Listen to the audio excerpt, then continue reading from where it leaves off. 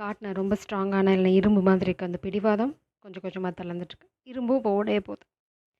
நான் பேச மாட்டேன், நான் வரமாட்டேன் அப்படின்னு பிடிவாதமாக இருந்த உள்ளம் இப்போ உங்களை காண துடிச்சிட்ருக்காங்க. நேற்று வரைக்கும் இந்த பர்சனுக்கு ஈகோ இருந்திருக்கலாம். ஆனால் அவங்க பாசத்துக்காக இப்போ ஏங்குற தருணம் வந்துடுச்சு. ஏன் இந்த மாற்றம்? அவங்க மனசுக்குள்ளே என்ன ஓடிட்டுருக்கு? எஸ்பெஷலி மன்னிப்பு கேட்க துடிச்சிட்ருக்காங்க உங்ககிட்ட. இதுதான் நடந்துட்டுருக்கு. ஏன் இந்த மாற்றம் நடந்தது அப்படின்னு தான் பார்க்க போகிறோம்.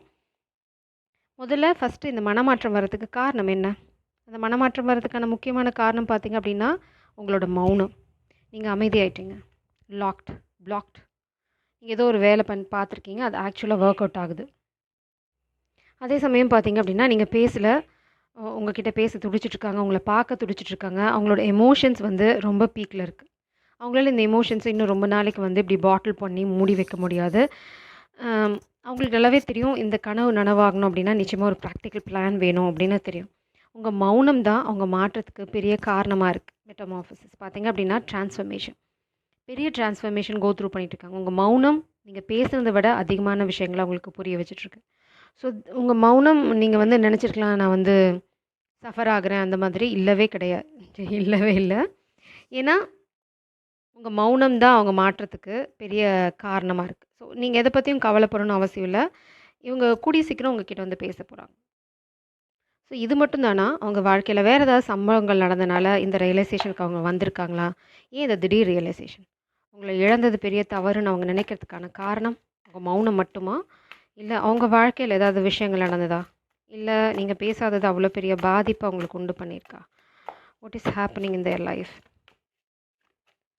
ஏன் இந்த ரியலைசேஷன் அவங்க வாழ்க்கையில்? இந்த பர்சன் வந்து உங்ககிட்ட அதாவது கமிட்மெண்ட்டுக்கு போக விரும்புகிறாங்க. It's like 5 of pentacles, emperor. இந்த தனிமை தான் அவங்கள சுட்டு எரிக்குது, வாட்டுது, குளிரில் நடுங்குறாங்க. ஆக்சுவலாக பாஸ்டில் இந்த பர்சன் உங்களை இப்படி ட்ரீட் பண்ணாங்க. பட் இப்போ அதை அவங்க அனுபவிக்கிறாங்க. அதனால தான் அந்த ரியலைசேஷன். பாஸ்டில் இந்த பர்சன் உங்களை வந்து சரியாக ட்ரீட் பண்ணாமல் இருந்திருக்கலாம், உதாசீனப்படுத்தியிருக்கலாம், எங்கேயாவது ஓடி போய் ஒளிஞ்சிருந்துருக்கலாம், ஒன்றுமே ஃபீல் பண்ணாத மாதிரி நடிச்சிருக்கலாம். பட் இப்போது அதை விட 100 மடங்கு வேதனையை அவங்க அனுபவிக்கிறாங்க. நீங்கள் தான் அவங்க சேஃப் ஹேவன். இப்போ நீங்கள் வெளியில் தள்ளி கதவை சாத்திட்டீங்க. இப்போ நீங்கள் இல்லை. அதுதான் இந்த பர்சனோட ரியலைசேஷனுக்கு பெரிய காரணம். இப்போ உங்களை நோக்கி வர ட்ரை பண்ணுறாங்க. லைக் பார்த்தீங்கன்னா காம்பஸ் இருக்குது கையில், ரெடியாக இருக்காங்க. வீட்டு வாசலுக்கு வந்தாச்சு. இனிமேல் வந்து இந்த கால் எடுத்து வச்சு இந்த கேம்பஸை லைக் மேப்பை பார்த்து உங்கள் வீட்டுக்கு வரணும். இது உங்கள் வீடு. ஆக்சுவலாக வீட்டோட வாசல் சாத்தியிருக்கு. லிட்டரலாக அவங்க உங்கள் வீட்டுக்கு வரத்துக்கு வாய்ப்பு நிறையா இருக்குது. அதே மாதிரி பார்த்திங்கன்னா நைட் டைமில் உங்களோட நினைவுகள் வந்து அவங்கள ரொம்ப பாதிக்குது. Especially night time. மேபி அப்போ தான் வந்து உங்களோட கான்வர்சேஷன் நடக்கும். இல்லைனா வந்து அவங்க உங்களை பற்றி ட்ரீம் பண்ணிகிட்டு இருப்பாங்க. நிறைய கனவுகள் இருந்தது அவங்களுக்கு. இப்போ நீங்கள் இல்லை, அந்த கனவுகளுக்கெல்லாம் என்ன அர்த்தம்னு அவங்களுக்கு புரியல. அவங்க நினச்சாங்க நீங்கள் வந்து போகவே மாட்டீங்க அப்படின்னு. பட் சேட்லி நீங்கள் வந்து ஒரு பாயிண்ட்டுக்கு மேலே ஏன்னா உங்களை உதாசீனப்படுத்திருக்காங்க. அதனால தான் நீங்கள் போயிட்டீங்க. King of pentacles, standing in their power, 3 of cups. இந்த பர்சன் வந்து யாரோட இருக்காங்க? ஃப்ரெண்ட்ஸோடு இருக்கலாம், ஒர்க் பிளேஸில் இருக்கலாம், எங்கே இருந்தாலும் சரி. அவங்களுக்கு எதுவும் இழந்த மாதிரி இருக்காங்க. அவங்க சந்தோஷமாக இருக்க மாதிரி நடிக்கிறாங்க வெளியில். ஆனால் உண்மையிலே சந்தோஷமாக இல்லை. நீங்கள் தான் அவங்களோட அஸ்திவாரம், நீங்கள் தான் அவங்களோட ஸ்டெபிலிட்டி. நீங்கள் உங்களுக்கு ரொம்ப சப்போர்ட்டிவாக இருந்திருக்கீங்க. அவங்களோட கரியர்லேயே ஆகட்டும், அவங்களோட டே டு டே லைஃப்லேயே ஆகட்டும். உங்களோட நைட்டில் அவங்க ஸ்பெண்ட் பண்ண டைம், இல்லைனா வந்து பண்ண கான்வர்சேஷன் அவங்களோட அடுத்த நாளை வந்து ரொம்ப அழகான நாளாக மாற்றிருக்கு. இப்போ அது இல்லை. அதனால அந்த ரியலைசேஷன் நைட் ரொம்ப வெறுமையாக இருக்குது. அங்கே என்ன பண்ணுறதுன்னு அவங்களுக்கு தெரியல. ஏன்னா நீங்கள் இல்லை, நீங்கள் வருவீங்களா இல்லையான்னு தெரியல. அந்த கான்வர்சேஷன்ஸ் இல்லை. பகலில் போய் அவங்க வெளியில் நடிக்கிறாங்க. ஏன் ஐம் ஃபைன் கிரேட் அப்படின்னு. ஆனால் இல்லை, அவங்க ஒரு ஓன்ற சத்தம் அவங்க மனசுக்குள்ளே எப்போவுமே கேட்டுகிட்டே இருக்குது. பாருங்கள், அவங்க வந்து செலிப்ரேட் பண்ணுற மாதிரி திஸ் இஸ் வாட் ஹேப்பனிங். வெளி உலகத்துக்கு பார்த்தீங்க அப்படின்னா ரொம்ப கிளியராக இருக்காங்க, ரொம்ப சந்தோஷமாக இருக்க மாதிரி இருக்காங்க. மேபி நம்ம பார்த்த மாதிரி யாரோ ஒரு சிலருக்கு இந்த பர்சனுக்கு சின்ன ஆக்சிடெண்ட் ஏதாவது நடந்திருக்கலாம். பட் என்ன நடந்திருந்தாலும் சரி, அவங்க வந்து நீங்கள் இல்லை, அது அந்த ஒரு இழப்பை வந்து அவங்க ரியலைஸ் பண்ணிட்டு இருக்காங்க. பாருங்கள், 3 மணிக்கு கூட தூக்கம் இல்லை. நீங்கள் நிறையா அதுக்கான சைன்ஸ் ரிசீவ் பண்ணியிருப்பீங்க. திடீர்னு நீங்கள் தூக்கத்தில் முழிச்சிருப்பீங்க. அப்போல்லாம் பார்த்தீங்கன்னா அவங்களோட தாட்ஸ் வந்து ரொம்ப ஹெவியாக இருக்குது. அந்த சாரி கேட்கணுங்கிற எண்ணம் வந்து அவங்கள வந்து தூங்க விடாமல் பண்ணிகிட்டு இருக்கும்போது, ஃபோன் எடுக்கும்போது, அவங்க டைப் பண்ணுறதுக்கு கூட ட்ரை பண்ணியிருக்கலாம். அந்த மாதிரி தருணங்கள்ல உங்களுக்கு முழிப்பு வந்திருக்கும். இல்லைனா வந்து காலையில் எந்திரிக்கும்போது ஒரு ஹெவி ஹார்ட் ஃபீல் பண்ணியிருப்பீங்க. இதெல்லாம் வந்து நைட் அவங்க ப்ராசஸ் பண்ணுற energy. Knight of wands energy, eight of wands communication. உங்ககிட்ட பேச துடிச்சிட்ருக்காங்க, லிட்ரலாக துடிச்சிட்ருக்காங்க.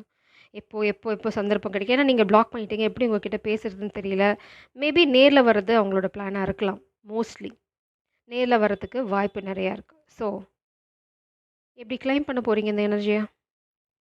கம் ஹோம்னு டைப் பண்ணி இந்த எனர்ஜியை கிளைம் பண்ணுங்க. ஏன்னா அவங்க உங்கள் வீட்டுக்கு வரதான் வந்து முயற்சி பண்ணிகிட்ருக்காங்க அப்படின்னா அவங்கள வெல்கம் பண்ணுறது உங்களை கட்டுப்படுத்துகிற கடமை. ஸோ நீங்கள் ஆல்ரெடி வெல்கம் பண்ணிட்டீங்க, அவங்க வர்றதுக்கான எனர்ஜியாக கிளியர் பண்ணிட்டீங்க. ஸோ பார்க்கலாம், உங்கள் வீட்டுக்கு வராங்களா, கால் பண்ணுறாங்களா, என்ன பண்ணுறாங்க அப்படிங்கிறத பார்க்கலாம். பட் நீங்கள் லாக்டு தான், நீங்கள் ஓப்பன் ஆகிற மாதிரி இல்லை. நீங்கள் ரொம்ப ஸ்டபனாக இருக்கீங்க, இல்லைனா நீங்கள் கோ த்ரூ பண்ணுற சஃபரிங் அப்படி.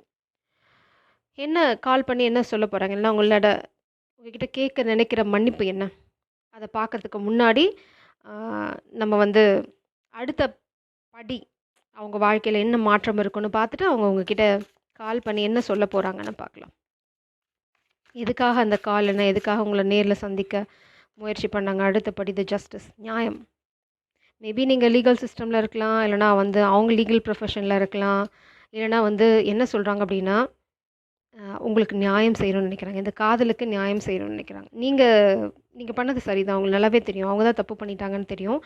ஸோ நேர்மையாக அந்த பர்சன் வந்து உங்ககிட்ட மன்னிப்பு கேட்க போகிறாங்க. அதுக்காக தான் இந்த கால் என்ன, அதுக்காக தான் உங்களை சந்திக்க முயற்சி பண்ணிகிட்ருக்காங்க, பிளான் பண்ணிகிட்ருக்காங்க. நிச்சயமாக இந்த பர்சன் வந்து உங்களை சந்திக்கிறதுக்கான பிளான் போயிட்டுருக்கு. ஸோ சப்போஸ் கால் பண்ணுறாங்க அப்படின்னா என்ன மாதிரி கான்வர்சேஷன் நீங்கள் எதிர்பார்க்கலாம், நேரில் வந்தாலும் எப்படி சொல்ல போகிறாங்க அப்படின்னு பார்க்கலாம். இது வந்து first people. We hurt each other, no one was more to blame than the other, let's make up and move on, don't be afraid to try. So ஒரு சிலருக்கு இந்த பர்சன் வந்து, ஒரு சிலருக்கு, எல்லாத்துக்கும் இல்லை, அதனால தான் வந்து டோன்ட் afraid to try. இந்த பர்சன் வந்து ஒரு தடவை ட்ரை பண்ண போகிறாங்க, இன்னொரு தடவை சப்போஸ் ஒர்க் அவுட் ஆகலைன்னா உங்களை ஃபோர்ஸ் பண்ண போகிறதுல they are going to move on. இதுதான் அவங்களோட பிளான். உங்ககிட்ட வந்து மன்னிப்பு கேட்க போகிறாங்க. சப்போஸ் நீங்கள் தயாரில்லை, ஒரு சிலருக்கு நீங்கள் அனுபவிச்ச வழியை பொறுத்து தான். சப்போஸ் நீங்கள் ரெடியாக இல்லை இதெல்லாம் செட் ஆகாது, நான் கோ த்ரூ பண்ண பெயின் வந்து மன்னிப்பெல்லாம் தாண்டி போயிடுச்சு அப்படின்னு நினச்சிங்க அப்படின்னா இந்த பர்சன் என்ன சொல்ல போகிறாங்க அப்படின்னா, ஓகே நான் என் மனசில் இருக்க பாரத்தை கொட்டிட்டேன், தட்ஸ் ஓகே, ட்ரை பண்ணுறது தப்பு இல்லை, நான் ட்ரை பண்ண போகிறேன், என்ன சஃபரிங் இருந்தாலும் சரி, எவ்வளோ பிளாக்கேஜ் இருந்தாலும் சரி, இந்த பர்சன் உங்ககிட்ட வர போகிறாங்க. நீங்கள் மன்னிச்சு ஏற்றுப்பீங்களா அப்படிங்கிறதையும் பார்த்துடலாம். இன்னொரு செட் ஆஃப் பீப்புளோட ஃபீலிங்கையும் பார்த்துட்டு பார்க்கலாம். Relationship has evolve to a new and exciting place. இன்னொரு செட் ஆஃப் பீப்புள் பார்த்திங்க அப்படின்னா அவங்களுக்கு ரொம்ப தெளிவாக தெரியும் நீங்கள் மன்னிச்சிருவீங்க. எஸ் யூ கேன், நீங்கள் மன்னிச்சிருவீங்க அப்படின்னு அவங்களுக்கு தெரியும். ஏன்னா அவங்க வந்து ரொம்ப பெருசாக ஒன்றும் சொதப்பலை. இது வந்து ரொம்ப சொதப்பின ஒரு கேரக்டர்ஸ்க்கு மட்டும்தான் இது பொருந்தும். ஸோ இவங்க மன்னிப்பு கேட்க வராங்க, நீங்கள் மன்னிப்பு கொடுக்க போகிறீங்களா, இல்லை நீங்கள் வந்து மூவ் ஆன் பண்ண போகிறீங்களான்னு பார்த்துடலாம். ஏன்னா யூ நீட் தட். ஏன்னா இங்கே நீங்கள் பெரிய சஃபரிங்கை ஃபேஸ் பண்ணியிருக்கீங்க. ஒரு செட் ஆஃப் பீப்புளுக்கு தான், மேபி அது ஒருத்தருக்கு கூட பொருந்தலாம். So I care about your decision. நீங்கள் என்ன பண்ண போகிறீங்க? What is feminine's decision spirits? இன்னொரு தடவை தான் ஷஃபிள் பண்ண போகிறேன், பிரபஞ்சம் சொல்ல விரும்பலை சொல்கிறாங்க. பட் நீங்கள் கொஞ்சம் கன்ஃபியூஸ்டாக இருக்க போகிறீங்க. குயின் ஆஃப் பென்டிக்கிள்ஸ், நீங்கள் உங்கள் ஸ்டெபிலிட்டி தான் சூஸ் பண்ண போகிறீங்க. Knight of pentacles, 4 of pentacles, 10 of pentacles, queen of pentacles. நீங்கள் ஒரு ஸ்டேபிளான வாழ்க்கையை வந்து விரும்புகிறீங்க. You are going to choose yourself. இந்த பர்சன் என்ன பண்ணாங்க ஓவராலாக பார்த்தீங்க அப்படின்னா, நீங்கள் இந்த பர்சன் என்ன மாதிரி ஒரு ஆஃபரோட வராங்கங்கிறத பொறுத்து தான் உங்களோட முடிவு இருக்கும். உங்களுக்கு என்ன தேவை? 10 ஆஃப் பென்டிக்கிள்ஸ், ஒரு ஸ்டேபிளான லைஃப். ஏன்னா இந்த மாதிரி இன்னொரு தடவை நடக்கக்கூடாதுங்கிறத நீங்கள் தெளிவாக இருக்கீங்க. உங்களை வந்து வெளியில் தள்ளி கதவை சாத்தினது லிட்டரலாக பண்ணல, வாழ்க்கையில் இனிமேல் அந்த மாதிரி ஒரு ரிலேஷன்ஷிப்புக்கு உங்கள் வாழ்க்கையில் இடம் இல்லை. ஏன்னா நீங்களே வந்து ஒரு சேஃப் ஸ்பேஸை உருவாக்கிட்டீங்க. நீங்கள் எதிர்பார்க்குறது நேர்மை, உண்மை. அவங்கள தான் நீங்கள் அட்ராக்ட் பண்ணுறீங்க. இந்த பர்சன் ரொம்ப ரொம்ப ஸ்லோ மூவிங். ரொம்ப ஸ்லோவாக வந்தாங்க அப்படின்னா அவங்களுக்கு உங்கள் வாழ்க்கையில் இடம் இருக்காது. 10 ஆஃப் பென்டிக்கிள்ஸ். நீங்கள் ஸ்டெபிலிட்டியை தான் வந்து, அதாவது ஸ்லோவாக மூவ் ஆனாலும் பரவாயில்ல, எனக்கு இது வந்து ஸ்டேபிளான லைஃப் தான் வேணும். ரொம்ப டிராஸ்டிக்காக வந்து ட்ரமாட்டிக்காக இம்ப்ரெஸ் பண்ணிவிட்டு ஓடி ஒளியிறவங்க உங்களுக்கு தேவையில்லை. நீங்கள் ரொம்ப தெளிவாக இருக்கீங்க. எனக்கு தேவை ஸ்டெபிலிட்டி, நான் ஸ்டேபிளாக இருக்கேன். என் வாழ்க்கையில் வரவங்களும் ஸ்டேபிளாக இருந்தால் மட்டும்தான் என் வாழ்க்கையில். இந்த பர்சன் வந்து என்ன ஆஃபரோடு வரப்போகிறாங்கங்கிறத பொறுத்து தான் உங்களோட முடிவு. இதுதான் உங்களோட எனர்ஜி. நீங்கள் ஸ்டேபிளாக இருக்கீங்க. இந்த set of people you are going to accept this person. ஏன்னா உங்களுக்கு தெரியும் அவங்க தான் உங்களோட டிவைன் கவுண்டர் பார்ட் அப்படின்னு. ஸோ இதுதான் வந்து அவங்க எடுக்க போகிற முடிவு. ஸோ நம்ம வந்து இப்போ டைம்லைன் பார்க்க போகிறோம். இதெல்லாம் எப்போ நடக்கும் அப்படின்னு உங்களோட ஃபைனல் கைடன்ஸ் என்னென்னு பார்க்க போகிறோம். Timeline spirits please. Timeline and science பார்க்குறோம் இன்றைக்கி. So stay with me. உங்கள் எனர்ஜியை கிளைம் பண்ணிட்டீங்க. You are ready to welcome. நீங்கள் அவங்கள ஏற்றுக்கிறதுக்கு தயாராக இருக்கீங்க. Timeline spirits please. Timeline secret. 2 of pentacles.